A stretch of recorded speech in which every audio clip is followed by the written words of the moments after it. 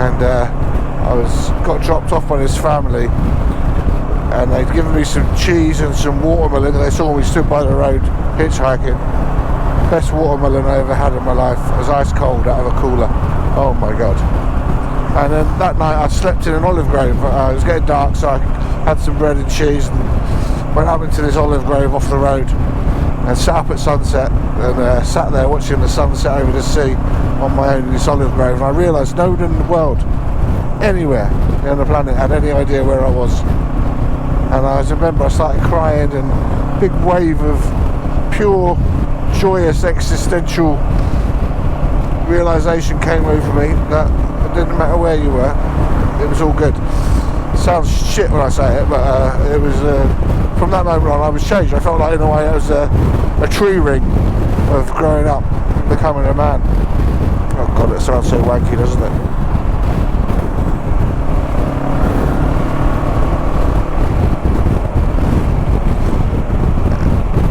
And what happened then? Yeah, got to Italy, went through Italy, got up to I was busking on the way in little towns as I went as well, trying to make a few quid for food, because I really had about less than 100 quid with me by then. And got up to Switzerland, and I started busking there, and suddenly I made a few quid, what I thought was a few quid, and then I counted it up after, and it was about 30 quid in about half an hour, which was massive money then for me. One, I was pretty shit busker, and two, Swiss money was worth a fucking lot more. So I suddenly went, oh Jesus. So enjoyed Switzerland, had a couple of weeks kind of going through Montreux and Sion and places like that. And then what did I do then? Then I crossed into France, hitchhiked, and then got a bus because I'd made so much money to take me across the border. And sorry, I'm just waiting for these fucking lights, and it's about to go. And I got the bus crossed the Swiss border into France, stopped at this little French town. I got out, I walked out of town, heading for somewhere to hitchhike. I stood there hitchhiking, and this little car pulled up. It was a Renault 4, and these blokes got out, all in plain clothes. They're like, hello, we're the police, Swiss police. They'd crossed the border, followed me. They're like, we want to take you back into Switzerland and search you for drugs. I was like, I haven't got any drugs, search me here. They're like, no, we're going to search you at the station. So, oh, for fuck's sake, alright then. So they took me back to the station and searched me. And quite a thorough search. I mean, they didn't like anal cavity or anything, but pretty much a strip search down to my pants. And they found my diarrhea pills, which are in a little camera film canister, because I'd been given them by someone else when I was in Turkey and I'd got ill, and they'd given me a few of their diarrhea pills. So these little brown pills in a camera canister looked dodgy, and they were like, aha! I was like, no, diarrhea. Oh yeah, of course it is. And they did little scrapings, they got out test tubes and all that shit, tested it. Okay, that's okay then. Then they found this little pipe that I'd bought, little meerschaum clay pipe that I'd bought in Turkey, and I'd smoked for it a couple of times. We'd tried to buy some weed, been sold some hay.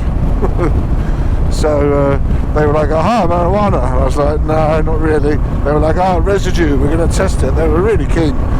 So then they scrape out this pipe, test this residue, negative again, so it was hay, and to let me go. So then they said, oh, we're very sorry, and being nice Swiss policemen, they took me back out in the car to a place. They said I'd have a much better chance of getting a lift. Dropped me in a different spot. I got a lift in about 5 minutes. So I was coming up and I was heading I got to Dijon. And I got to Dijon and busked there. Lovely little town, lovely day. And I did alright. I did, I can't remember how much. About 50 quid though, which was amazing for me. But I'd made a bit more in Switzerland. So I checked my finances and realised I could afford to buy a train ticket to Amsterdam from Dijon and have enough for some weed when I got there. And I thought, well, I'll bust some more when I get there, it'll be fine.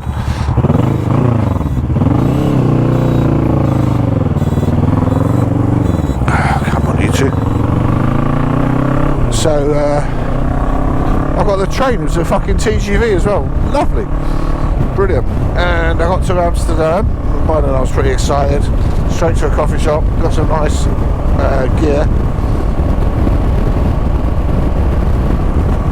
and got stoned so out of it that day.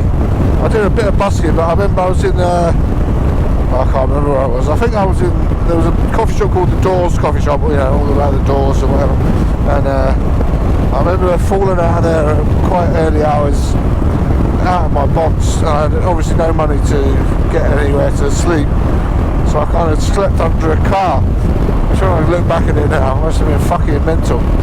Not the safest place to sleep, is it? I think woke me up with the engine started. And then I woke up, did some busking, made a few more, made some money. Quite hard to go busking in Amsterdam because there's so many hippies there who busk.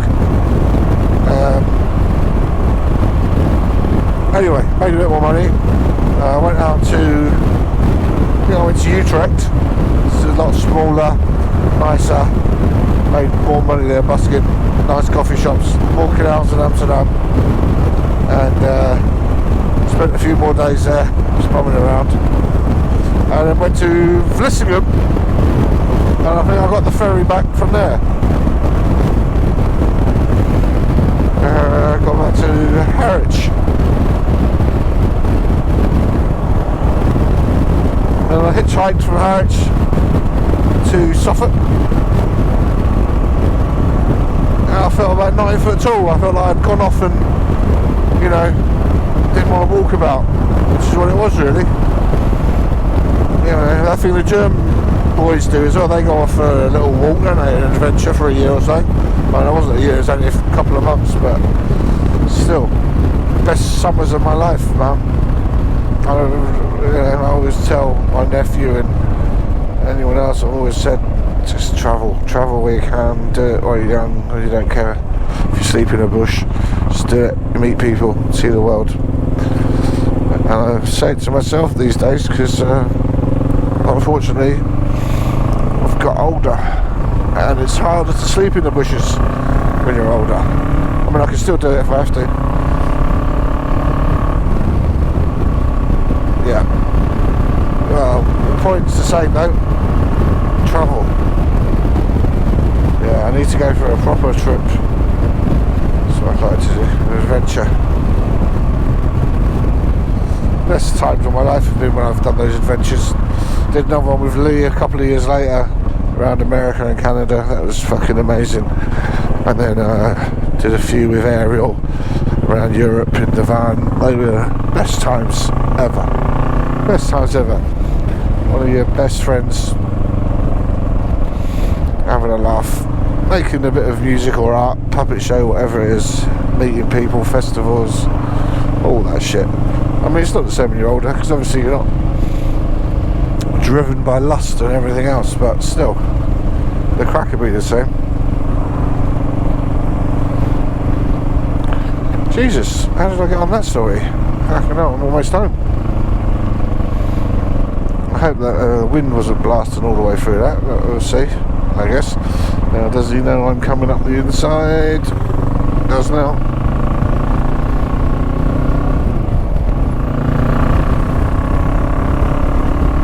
I see, now I've got the sun in my eyes. What a lovely evening. Woo!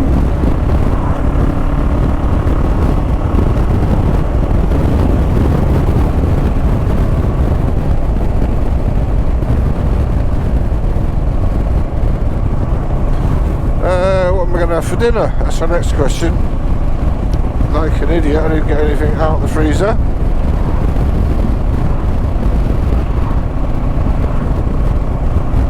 I've still got salad, but it'll be gone off by now. To be honest, I had lunch, so I should not bother with dinner really. Maybe I won't. Yeah, fuck it. Leave dinner.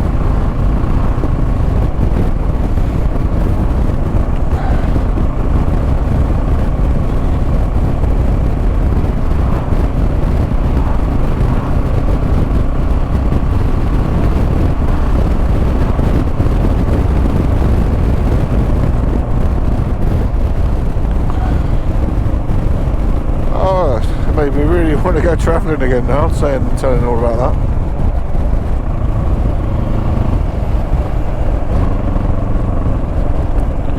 Let's just slow the fuck down and enjoy life.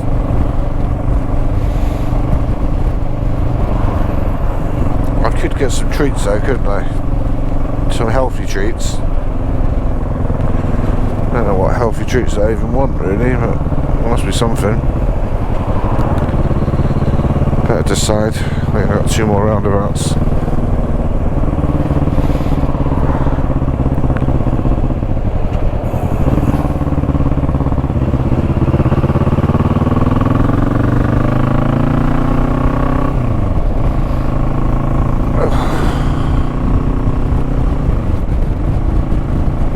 This bit of road now. It's the best bit on the way home. Look at that. Have a little fleecy glimpse through some trees. Look at that light, it's amazing.